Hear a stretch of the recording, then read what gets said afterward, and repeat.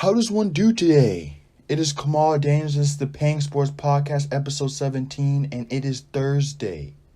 Yes, Thursday, not Wednesday. It's Thursday. I'm thinking about moving it to Thursday. I like Thursdays. Thursdays are good days. Underrated, if I do say so myself. It is 7:20 a.m. Hope you all are having a good week. Chilling. A lot of sports on this week. A lot of good stuff on this week. And now we're sort of dying down. We're chilling out a little bit. So hopefully you get more time to spend with the family. You have more time to hang out, chill, focus on work. But let's get on to the next installment of our program. Bucks versus Nets. We will talk about the conference finals later in the podcast. But let's get into maybe the best game of the playoffs. I know I say that a lot, but it was a really good game.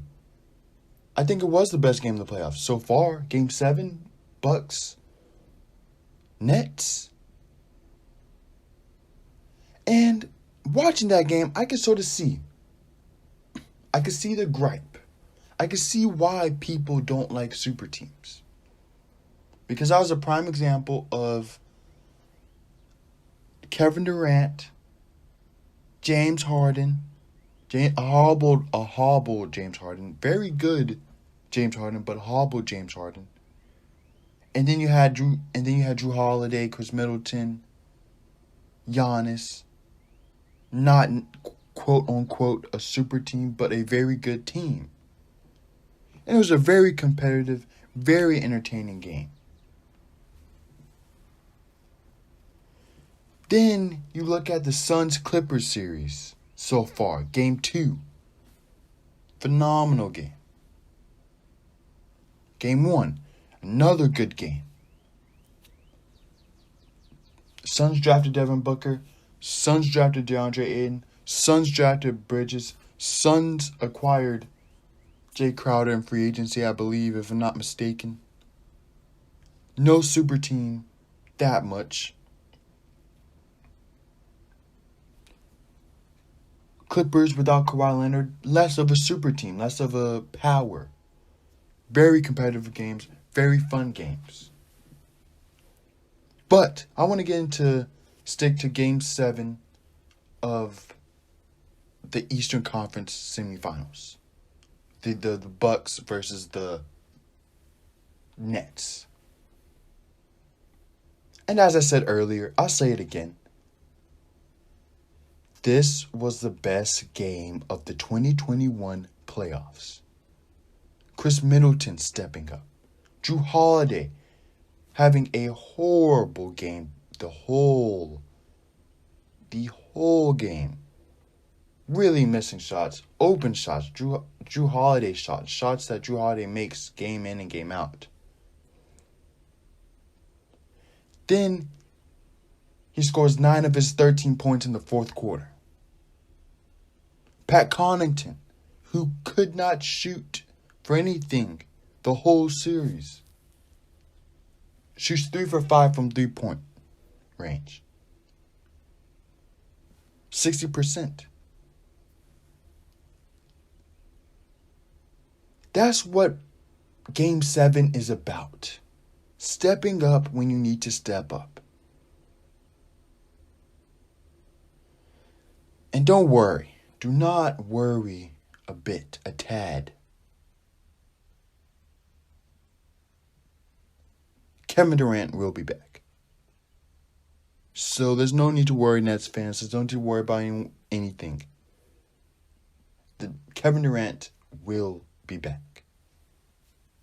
This Nets team, fully healthy, will be back.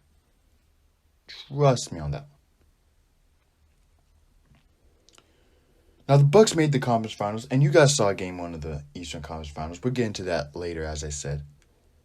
Congrats to the ATL. Congrats to Atlanta, man. 2 teams making the conference finals in 2 years with the Braves, now the Hawks. And with the Hawks 76ers series, there's a topic that no one has been talking about. I had to dig for this one. I really did. I had to dig hard. Ben Simmons. No one talks about him. Everyone's just letting him go, do his thing. It hasn't been discussed at all. And I feel like we need to discuss Ben Simmons. It hasn't been dissected 2 million billion times by your favorite podcasters and by your favorite radio people. This Ben Simmons thing hasn't been touched, but I'm going to talk about it. I'm going to discuss it a little bit further. But I have heard one thing. Even though it hasn't been really talked about, I hear this thing saying, this train of thought saying, trade Ben Simmons.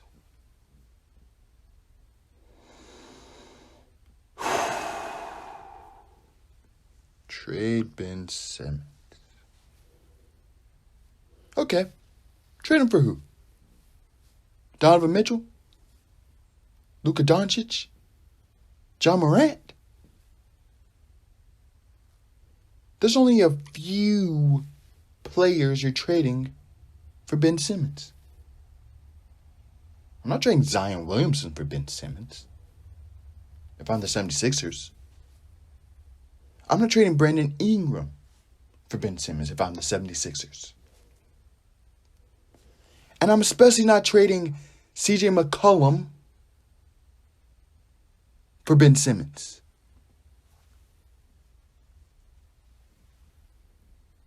If the Trailblazers were offered Ben Simmons for CJ McCollum, that trade happens in a heartbeat. That trade's going down.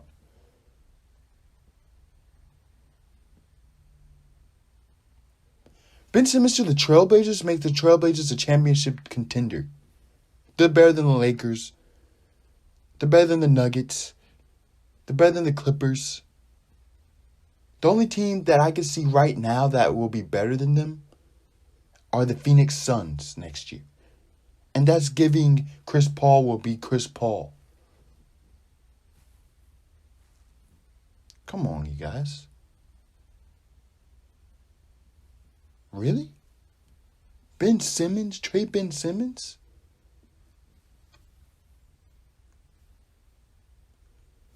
I asked a question earlier. Who would you trade Ben Simmons for? I have another question for you. Who was guarding Trae Young when he went 5 for 23 in Game 7?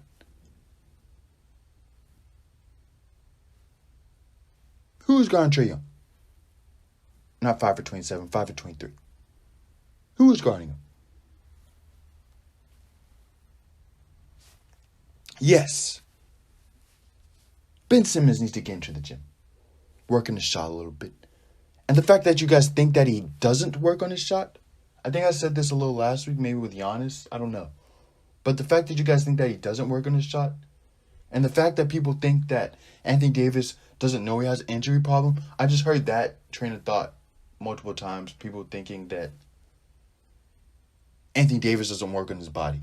They just chills. They doesn't know he has injury problems. He's 7 foot, people. It's called being 7 foot. I don't care who you are. That's what made Tim Duncan so phenomenal. He was 6'10", 6'11", and he didn't get injured. And he even got injured here and there, you know? Everyone gets injured, of course. But he's 7 foot. But with Ben Simmons, the fact that you guys don't think that he works on his shot, and the fact that I think, I'm not going to put you guys into it because you guys are good people. You guys aren't hateful people. You guys don't have this train of thought. That Ben Simmons doesn't, so I'm putting it on myself. The fact that I think that Ben Simmons doesn't go to the gym and shoot shots is crazy to me. That he doesn't work on, that doesn't know that he has a jump shot. Come on, man. Talk to myself right now. That was a pen.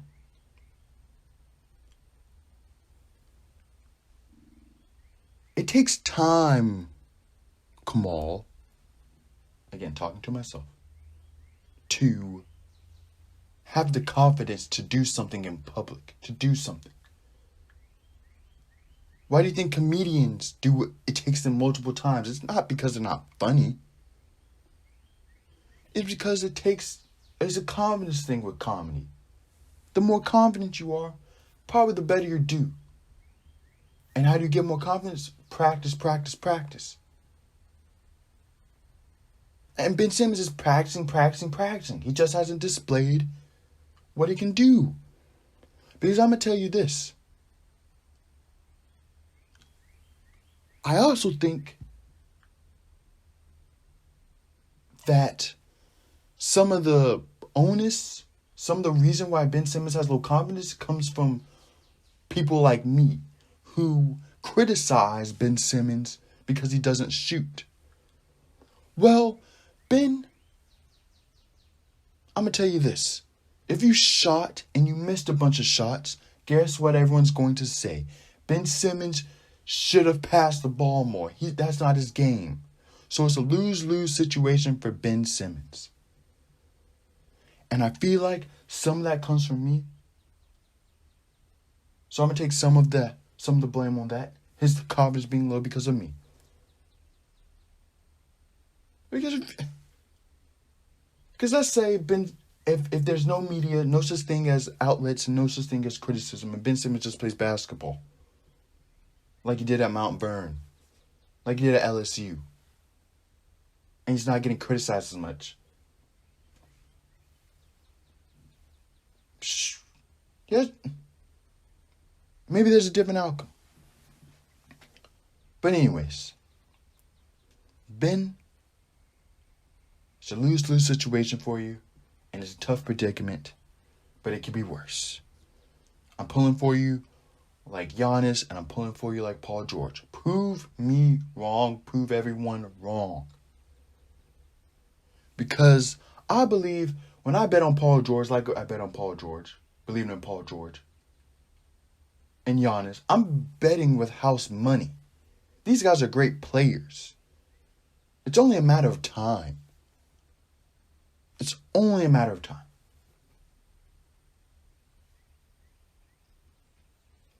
Now, discuss the two Eastern Conference semifinals. Ooh, so I have to discuss the Clippers, right? Congrats, Terrence, man. Florida State in Tallahassee. Congrats, man. Congratulations. But it's a different beast than the Suns. And the Suns and the Clippers play tonight. Suns have a chance to go up 3-0. Chris Paul apparently is supposed to be coming back tonight, or is likely, or they want him to come back. Something along those lines.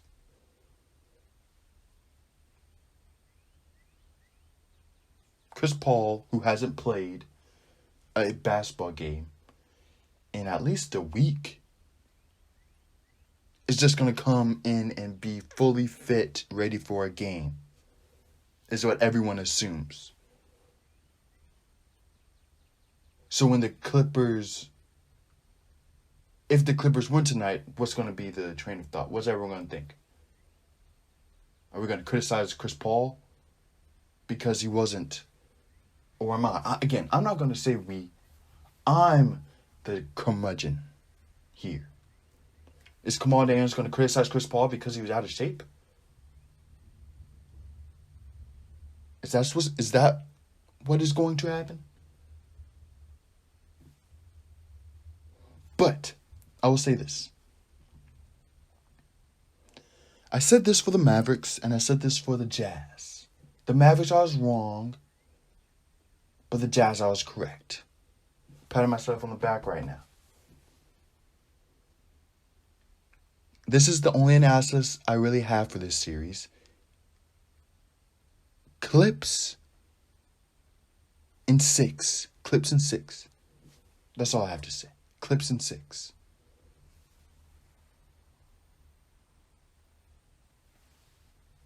Now, the other game in the conference finals. Hawks, Bucks.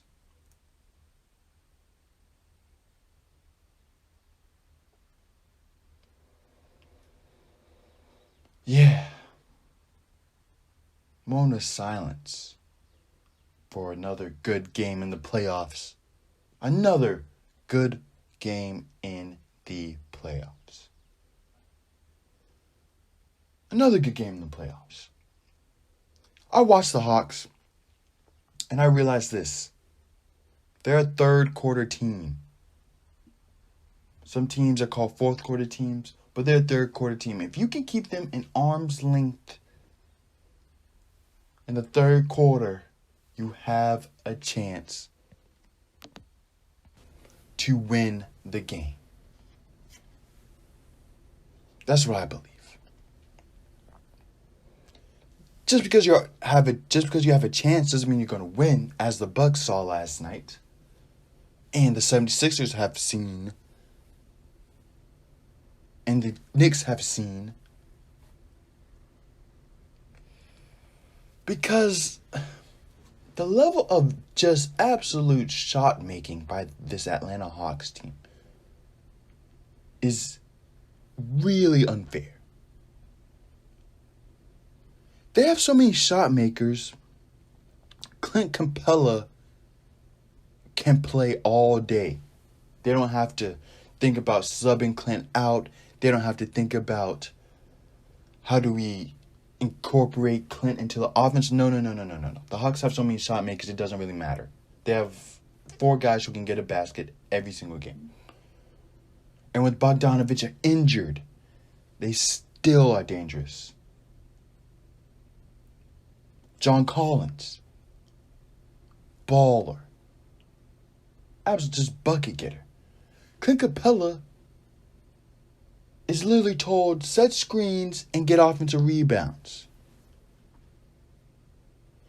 I rarely see a possession where the Hawks, I constantly see, even with the Nets sometimes, the Bucks, the Suns, Clippers, they have possessions where they just literally run out the shot clock and you're just, dude, pass the ball, run a play, something. The Hawks are rarely in that position where they need,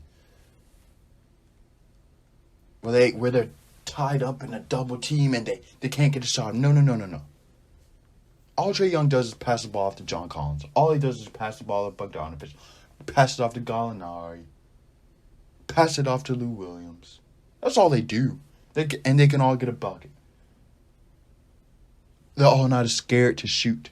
Pass the ball and they get the ball, and there's no one looking for. It's not a PJ Tucker where he gets the ball and maybe he shoots it, maybe he passes it. I don't know. No, it's I get the ball. Oh, he gave me the ball. I'm supposed to shoot it. It's all that. Just shot makers. And they get stops when they need to get stops. It's just totally different. See, with the Jazz, I'm going to go back to my Clint Capella thing. With the Jazz, Rudy Gobert, that's how great Rudy Gobert is defensively. I'm telling you, that's how good he is. I heard some Draymond Green comments saying it's more than shot blocking. But Bogdanovich looks a lot better as a defender. I may have said this before, but Bogdanovich is a lot better of a defender with Rudy Gobert on the court. Kawhi Leonard had beaten Rudy Bogdanovich multiple times in that Jazz series, and I saw Rudy Gobert totally change how Kawhi Leonard plays, passing the ball up, beat Bogdanovich, beat Joe Ingles, but because Rudy Gobert is in the middle, he changed the whole style of how offensive work and how they perform. But, people are a little, I won't say clickbaity, but people look at Terrence Mann dropping 39 points and they say he was a hindrance to his team. I don't want to get on Rudy Gobert rant. What he did with the COVID thing was a little insensitive. But come on, guys. You're going to sub out Rudy Gobert, the defensive player of the year, for a guy who dropped 39 points and missed 6 shots, as Donovan Mitchell said in astonishment. Terrence Mann is a very good player, but he will not drop 39 points again. And I don't blame Quinn Snyder for not subbing him out the game because, goodness gracious, man. He has to cool off sometime. And he didn't. And you just have to take that L sometimes. You just have to take that L. But sub him out and then criticize him and say, oh, he's not that great of a defender. One time, one game. There's only one other team. If they played the Hawks, that would happen too. But play the Suns.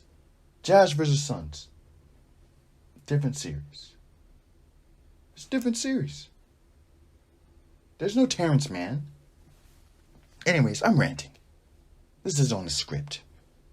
But come on, guys. Let's so much prisoner of the moment kind of thing. This guy was a defensive player of the year for a reason. Getting steals, block. It's myself. I'm arguing with myself. I'm not putting the onus on you guys. I'm putting the onus on myself.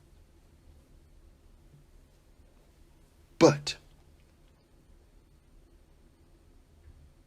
back to all right, I wanna if you guys care, you guys rewatch this, re-listen to it or whatever, I want you guys to keep track of how many times I say but. What am I thinking about? Why am I saying but so much? Huh? Hey. Anyways. Before this game 1, if I would have done this podcast on Wednesday, you would have heard me say Bucks in 5. Now I'm doing this podcast on Thursday. Game 1's been played. I'm now going to say Bucks in 5 with less confidence, of course. Bucks in 5. Clips in 6, Bucks in 5.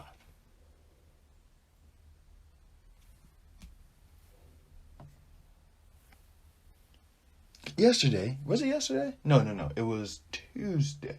Tuesday NBA lottery. Congratulations to the Pistons. Congratulations to this class of players who will be drafted. Under radar shooting guard. He won't be drafted early, but LSU shooting guard, I forget his name, but look for him to be the sneaker.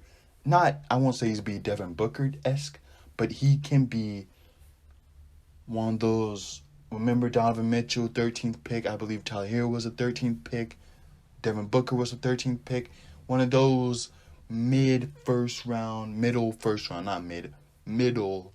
and middle are two different things, guys. Middle first round pick who will surprise a few people. Now, let me get his name real quick. Cameron Thomas. That's his name, Cameron Thomas. Look for him.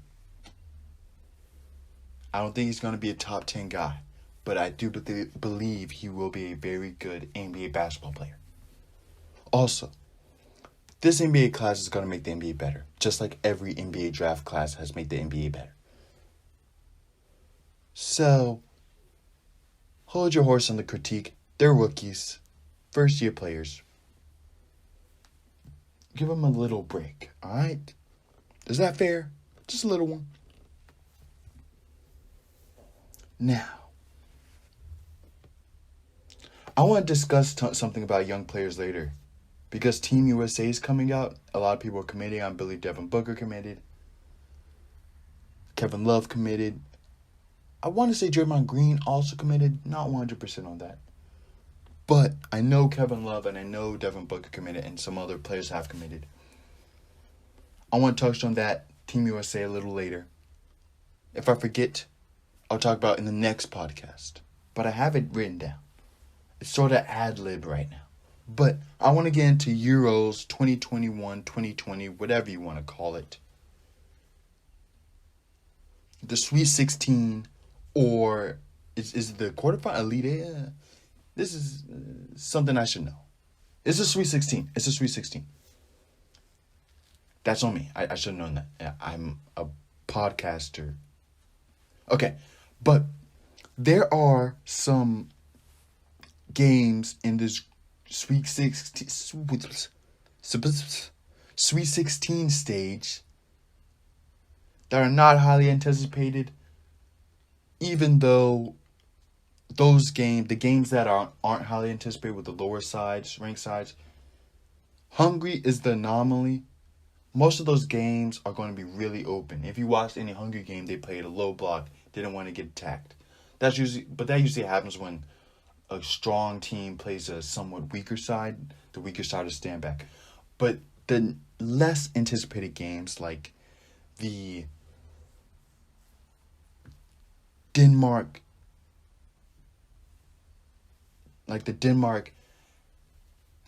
plays. Who does Denmark play? Denmark-Wales game. That's probably will be the best game of the 16. It's going to be open. Goals will be scored.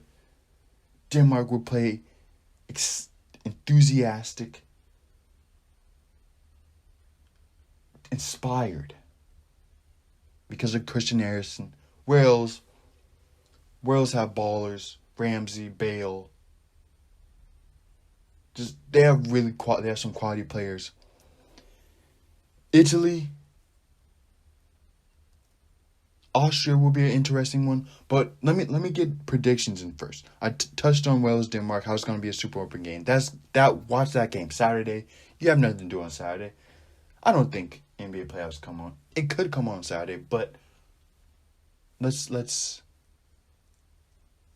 but it won't come on at the same time. Wales, Denmark. I'm going to go with Wales because they're playing inspired. They're ready to play. I think Denmark's going to win. I think Wales, I believe one of their center backs, I know one of their center backs should be out because he got a red card against Italy. So one of their center backs will be out. He plays for RB Leipzig, if I'm not mistaken. He has an interesting name. He used to have long dreads, Chelsea product. Solid play. He's a really good player, but he will not be playing for Wales. Denmark with Poulsen, Birdwine. I think I'm pronouncing the Tottenham. Birthwaite is his name, I think. As Birdwine's Tottenham. But Birthwaite, they have really Christensen, Schmeichel. I just think they have they're a really complete team. If there was a team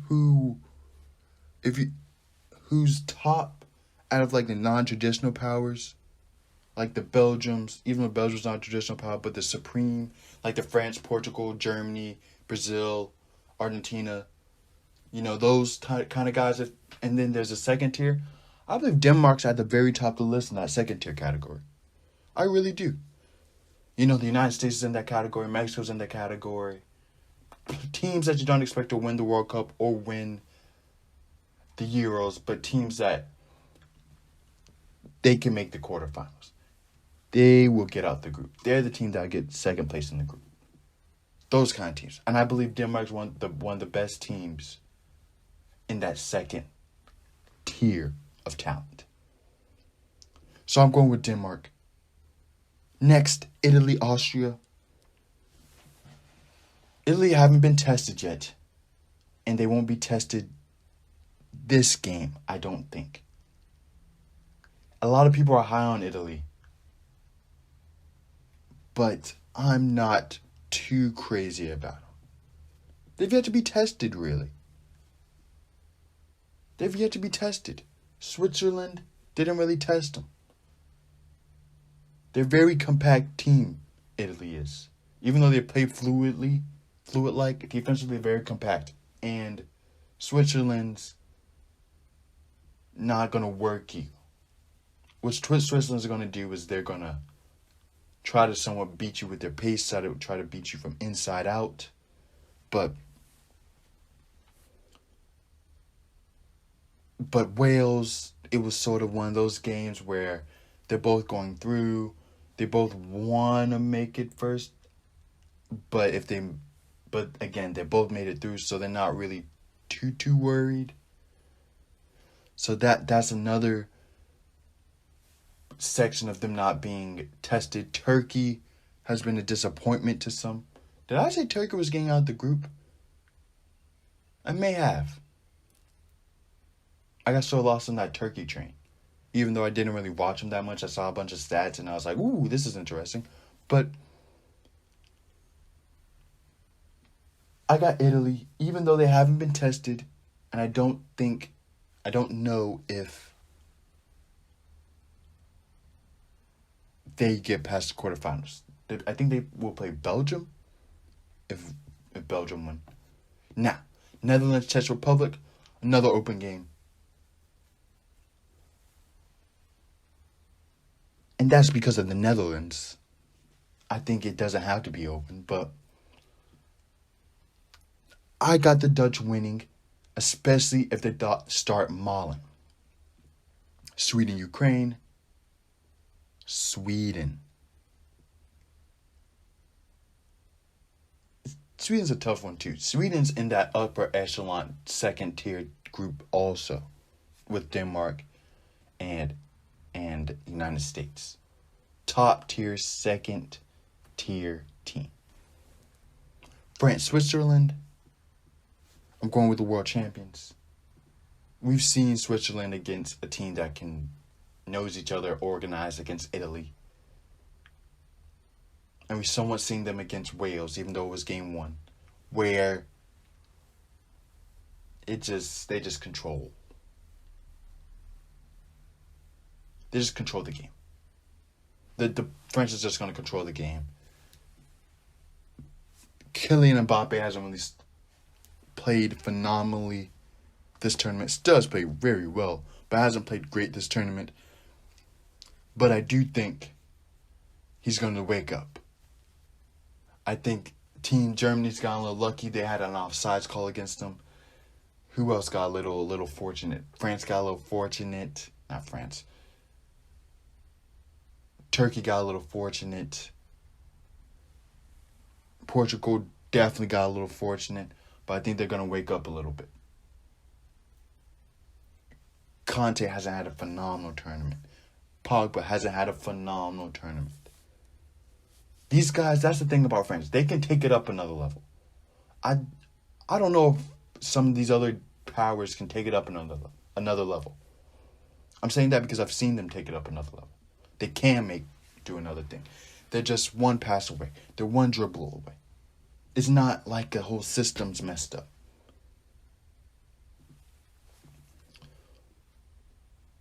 On to the games that... What a transition. Usually try to have a witty transition, but I had no transition for that. On to the games that you circle on your calendar. You act like you're sick for the second part of your workday because you want to watch this game. The first installment of the I'm sick calling out for work games. Croatia, Spain. And this was probably the most difficult game to call. Because, somewhat like my France pick, Spain sort of has credit built. They have the credit built up where you don't want to call them. And they have a very good system of play where possession's their best defense. Like Pep's tiki-taka. They play very similar and they play very well. Now, would that be enough to beat Croatia? Croatia look like they've hit their stride. Not like in the World Cup, but it looks like they've hit their stride a little bit. Luka Modric said, okay, This isn't Real Madrid. I'm not playing Liverpool. I'm not playing Barcelona. I'm playing Real Sociedad every week in and week out. I can dominate this midfield. And it looks like he's just totally taking charge of this midfield. And as I said, Spain, best defense is possession. They have good defenders. They have good wingers, good midfielders. But they can't do the most difficult thing in football, and that's score goals. They cannot score goals. And because of that, Spain will lose. Croatia will win. What's up with all the negativity, man? Croatia will win 2-1 onto the quarterfinals, Croatia. Next game. Belgium, Portugal.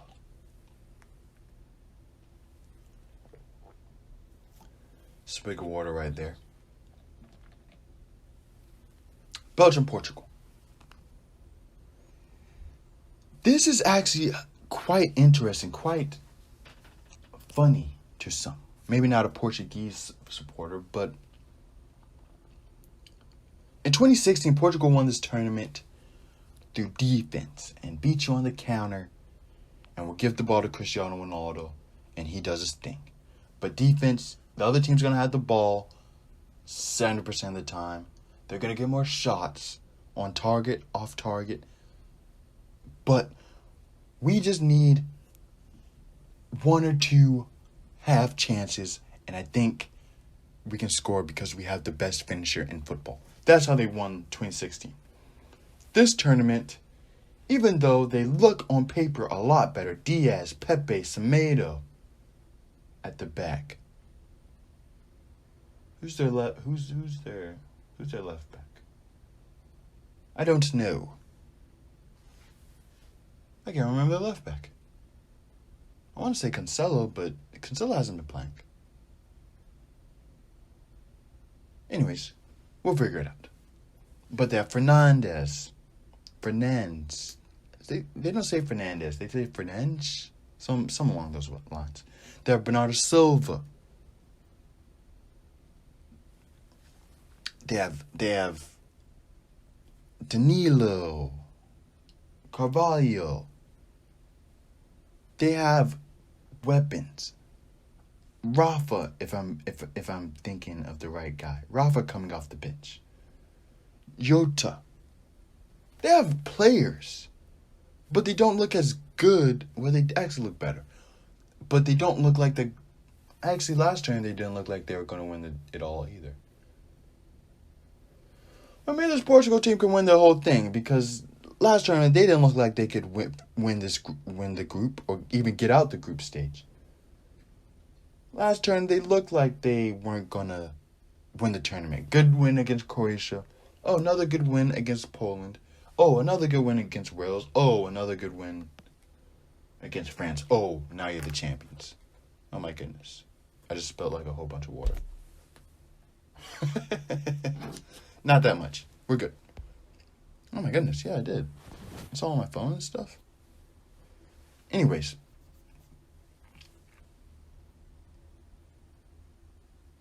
But here's the thing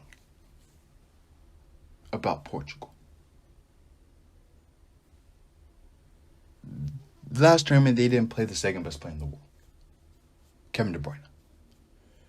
And they also didn't play, I'm saying 3 because out of respect for Harry Kane, Lewandowski is number 1, and it's not a debate.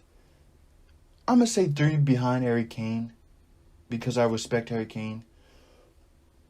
But have Lukaku have another good season at Inter and Kane not be that impressive at Man City, Man United, Spurs, wherever he plays. Lukaku's number 2. I'm giving it to Harry Kane out of, again, credit. Just like I'm giving France credit, Germany credit, all these teams credit. I'm going to give him credit. I'm going to give Harry Kane credit. But they definitely 100% have the third best striker in the world in Belgium. And Tielemans is no joke. Carrasco's no joke. Hazard, he looked good against Finland. Yes, it's Finland, but he looked good against Finland. Meunier looks good. Their back line looks good. Courtois looks good. I got Belgium 2-0. Not 2-0. Because Portugal has scored 7 goals in 3 matches. Allowed 6. But have scored 7. It's a different team, different Portugal. I said it last week. I just don't think the manager has totally become adjusted to this new style. I believe he plays a certain style. And that style is the style that Hungary played last against Germany, France, and Portugal. Stay back and we beat you on the counter. And I think he's getting adjusted to it. But I have Belgium winning 3-1. First game, Portugal's don't score 2 goals at least.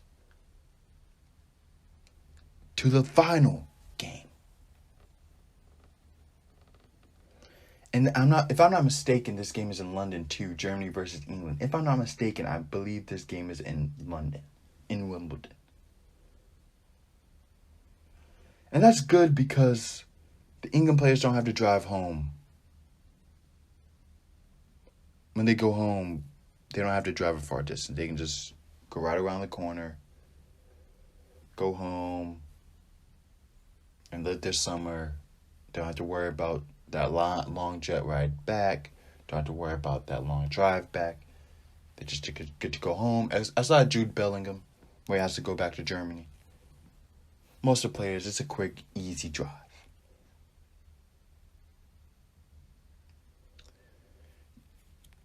Ba-doom. That was a joke. Again, I'm not a comedian, but as a comedian, once I get more confident in my jokes, you're going to be laughing. Last time, I want to say this about Germany and England. Last time, some of these players for Germany played in London. Serge Gnabry, Thomas Müller, Joshua Kimmich, Goretzka. They played pretty well. Did a decent job. Scored, disrespect. As I will say again, I think I've said this before, German teams are disrespectful.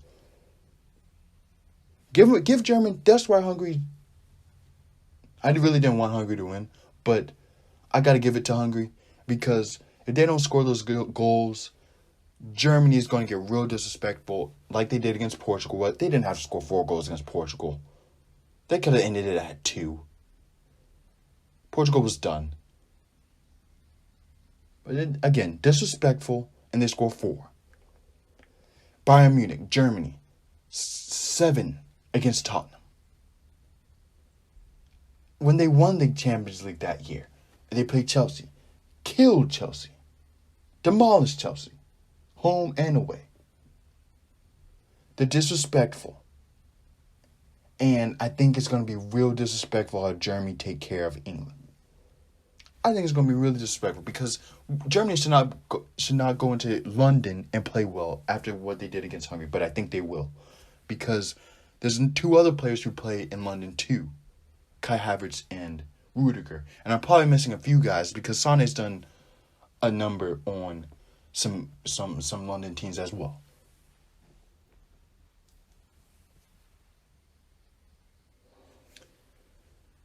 England also play like they don't have a plan. They just say, go out, here's the ball and play. They're the Florida State basketball of soccer, of this Euro tournament. They just go out and play. Have no plan. Do your thing, Jack Grealish. Do your thing, Raheem Sterling. Do your thing, Bukayo Saka. There were multiple times where Bukayo Saka beat multiple players, and I just feel like Harry Kane should have known, he beat players, let me get into this space. Harry Kane was in no man's land. Harry Kane was outside the box. Raheem Sterling was all over the place. Jack Grealish was all over the place. Declan Rice didn't know what he was doing.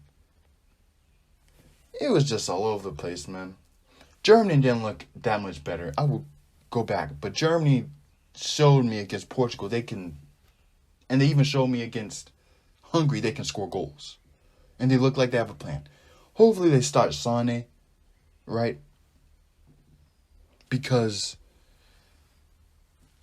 I like Sane, one of my favorite players. He had a mediocre game against Hungary. Beat a few players, looked good, one-on-one situation, of course, but he's not a wingback, and he was getting killed. Also, this England team won't be dominating the midfield like they have with Phillips. I suggest they start Bellingham. That's my suggestion, but I'm no professional. I'm not Gareth Southgate. They're not going to dominate the midfield like they did against Czech Republic, Scotland, and Croatia. Surprisingly, they sort of dominated the midfield against Croatia, but that was before Luka Modric realized he was Luka Modric. And outside of Harry Kane and Raheem Sterling, even though Harry Kane is out of form, where is England going to get a goal? Because Mason Mount can finish, but he's a tap and finish guy. He can shoot, but he's going to score because he's in the right position, not because he beats 20 guys or hits upper 90. That's what most guys, but he's a position guy. He's not going to really somewhat create his own shot, if that makes sense. If England want to score, they want to win, they start Saka. And if they want to win, or they start Rashford, because, again, they're not going to get goals. That's their problem.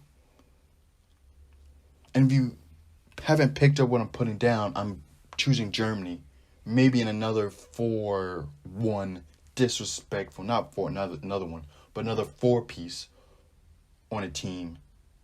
Because Harry Maguire against speed, put Sane and Gnabry. That's why I want them to play. Put Sane and Gnabry. Kyle Walker can only defend one side. And Luke Shaw, I've seen Luke Shaw play against Mo Salah. I've seen Luke Shaw play against guys who can really go. It's tough for Luke Shaw. Tough. Hopefully they start Rashford, Jude Bellingham. Grealish looked good, so I will give Grealish his due. But I don't think you can start. You have to start one of those two, Bellingham or Saka. You can't start Phil Foden. If you're going to start Phil Foden, put him at center attacking mid. That's what I believe. I just think he's better because he can just he can weight his passes, give it out. He can give it to Sterling. He can give it to Rashford, give it to Saka, he can give it to Grealish, whoever you want to play out wide.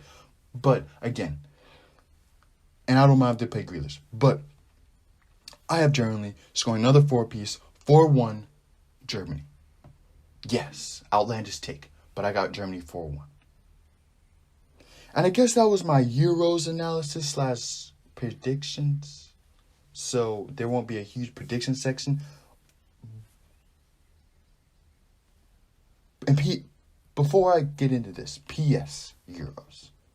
Because I remembered the last thing I want to do. PS Euros. Postscript.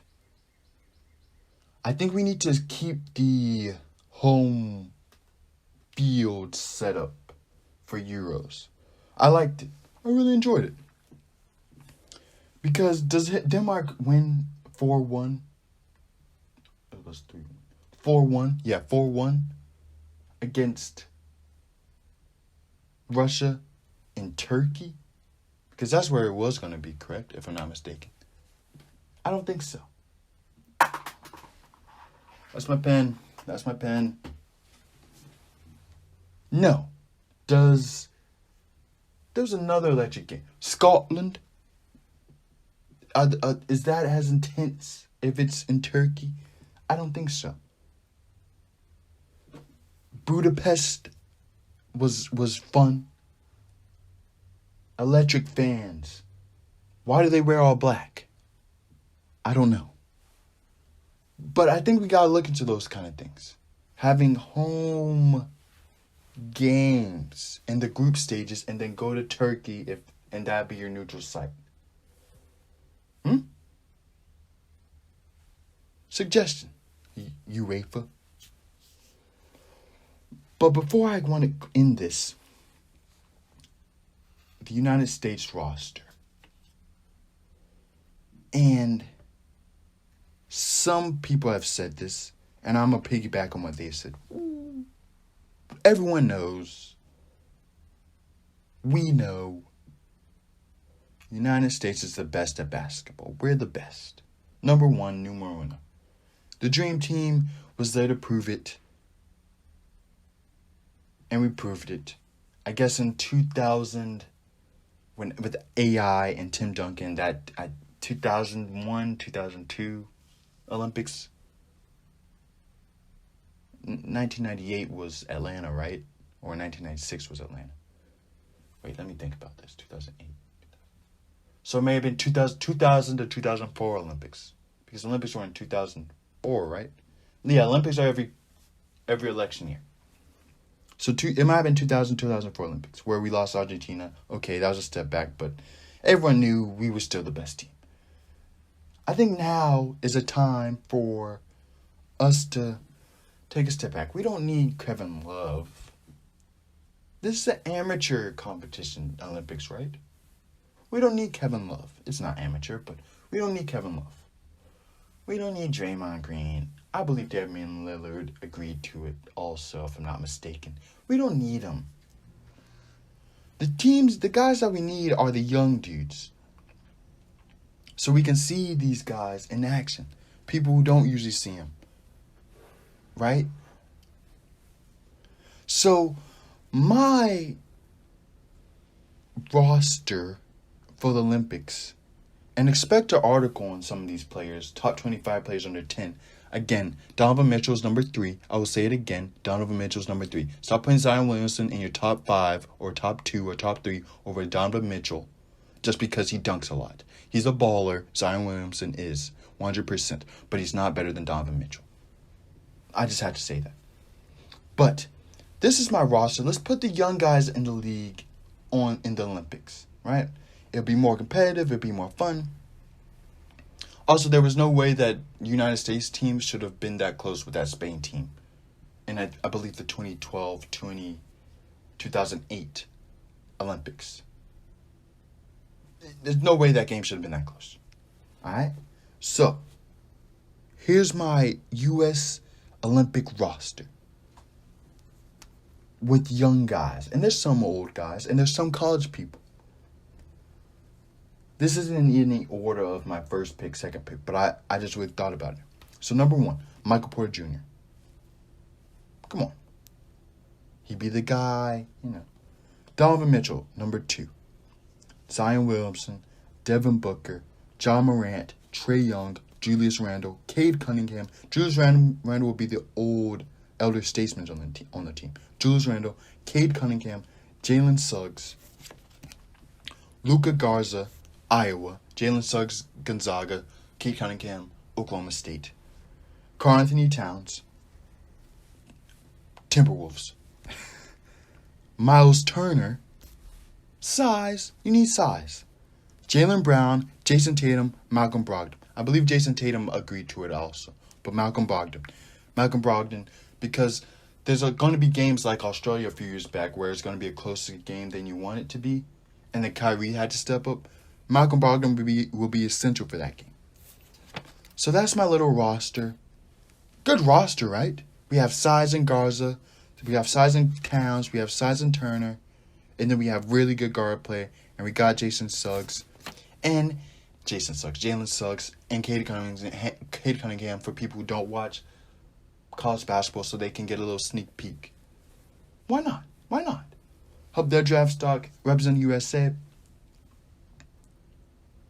But that's my little NBA USA basketball team. Put you young guys in. We don't need these guys. We know we're the best.